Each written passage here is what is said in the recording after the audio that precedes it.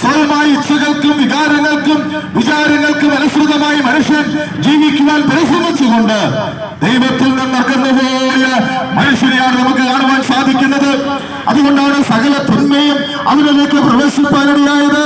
അതുകൊണ്ടാണ് മദ്യം, മയക്കുമരുന്ന്, മറ്റിതര ലഹരി പദാർത്ഥങ്ങൾക്ക് അടിമകളായി നിരാശയിലേക്ക്, ആത്മഹത്യയിലേക്ക് മനുഷ്യൻ പതിക്കുവാൻ ഇടയായി തീർന്നതിന്റെ മൂലകാരണം പാപമാണ്.